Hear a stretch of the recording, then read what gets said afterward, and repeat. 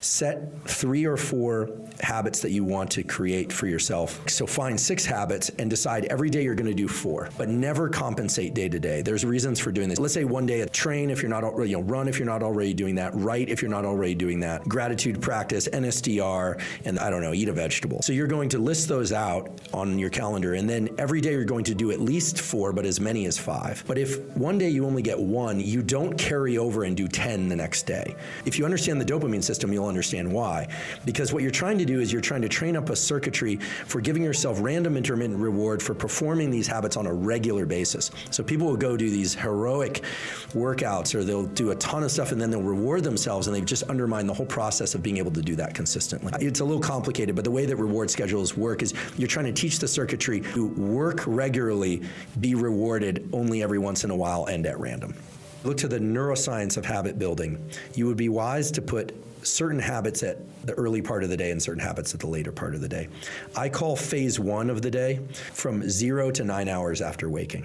That period of the day, assuming that you're getting that sunlight exposure and a little bit of movement, but even if you're just getting some sunlight exposure, is going to be associated with high epinephrine, high dopamine, slightly higher cortisol. Certain habits we could call linear habits. These are things that you know how to do and you just need to do them. And so those sorts of habits would go well in that 0 to 9 hours. Then phase 2, go from about 10 hours till about 16 or 17 hours after waking.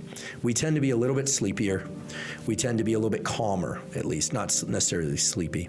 It's clear that other habits that have to do with what we call nonlinear brain operations, things like creative writing, brainstorming with a group, brainstorming with yourself, analytic work that is where there is no clear right answer. It's not plug and chug, it's more exploratory. Go best in the second phase 2. I was thinking about rolling jiu-jitsu earlier. I can't even call it rolling jiu-jitsu. I've only done it once, but clearly there's a lot of moment-to-moment creativity and kind of sorting things out. Whereas weightlifting, it's sets and reps. You're trying to complete a certain amount of sets and reps. You're trying to cover a certain amount of distance running, linear versus non-linear. And then, of course, there's the 17 to 24 hours, which is phase 3. And during that time, you want to be engaging one set of habits, which is sleep. Okay, roughly, it could be 16 to 24 hours, et cetera.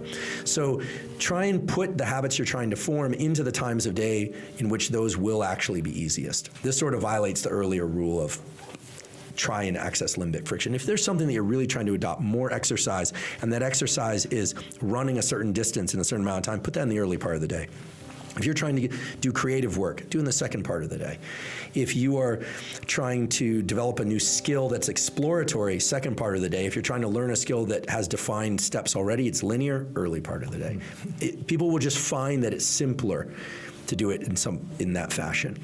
The other thing is that if you look at the science of goal setting, there are clear data. There's a woman at New York University, Emily Balketta, and she's described that while we like to think about envisioning success as the best way to set goals and develop new habits, it turns out that at least the research shows it's far more effective to imagine the catastrophic effects of failure. It's the darkness none of us want to embrace, but fear is the more powerful motivator. But provided you can still think clearly, you don't want to put yourself into a state of panic. So goal setting of, if I don't do this every day, I'm looking at diabetes and early death, is going to be a much more powerful motivator than imagining you're going, I'm going to be 10 pounds lighter and I can bench press 15% more by Christmas this time of year. It's great to have goals. It's also great to have motivators that are based on real world fear. The best way to reward yourself for a job well done is random intermittent reward. We've been talking up until now that effort reward is the cycle, but if you want to remember, dopamine, non-infinite but replenishable, how about not spend it at all?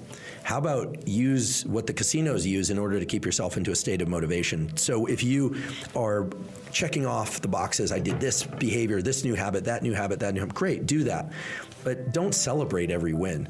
Celebrate random intermittent wins. Think about this, you're, what do you guys call it, behind glass, you're shooting, and you're like, oh God, you're missing. Every time you miss, the next trial is the one you're paying the most attention to. When you hit, you'd think, oh, the next one I'm good. No, the next one, why would you be good? You just succeeded. Why would your nervous system pay attention to what happens next? When you succeed, your nervous system goes, oh, that happened that way. And it's a little relaxation. It's a little relaxation. So errors, we know, cue up the forebrain, and it increases activity in the prefrontal cortex. I don't get behind glass, but I've thrown darts in a bar. And you're up there are people watching, and we used to do this in graduate school. There's this little bar in Davis, and we'd throw darts, and and you miss, and you're like, you're really, it's almost that little anger, and the next one, you're completely dialed in. But then you're like, bullseye, bullseye, and when you make it, the next one, you're not paying as careful attention to your motor patterns. So you might get lucky, but you're not learning. So errors are key to learning, and the proper ratio of errors to successful trials for optimal learning is very clear from machine learning and from human learning. It's the 85-15 rule. How difficult to make a task should be 85% of the time you're performing it correctly, 15% of the time you're performing it incorrectly. More or less, plus or minus 2%, if you want to optimize learning. 85% you get it, 15% you miss. Yeah, that's about the right level of difficulty for motor skill learning, cognitive learning, et cetera. Any more than that, putting too much of a demand on the attentional systems. Any less, you're putting too little demand on the attentional systems. That's what the machine learning shows in humans. That's what the machine learning algorithms based on human learning. That's what the animal data show. And of course, there'll be some variation on this, but if people are saying, oh, I want to teach these kids Spanish, or I want to teach people how to shoot, well, make it difficult enough so that they're about 15% error rate. Don't reward yourself with external rewards very often. So make the training its own reward. So if it's I'm going to train and then I'm going to have the pancake breakfast, great, do it every once in a while. But don't do it every Sunday, don't do it every workout. So it's not so much about the frequency as much as it is how what we call the schedule of reward. So, and you can see this in sports teams and some of the challenges over the years of, everyone gets a trophy. I mean, nothing is more undermining to the dopamine system than that idea.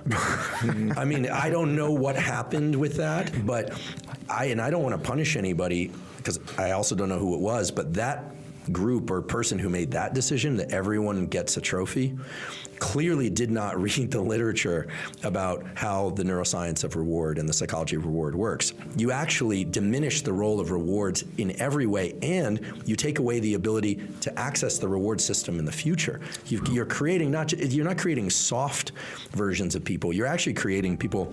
They're just like the rat with no dopamine. It's a really sad state. We have a name for that in humans. It's called Parkinson's.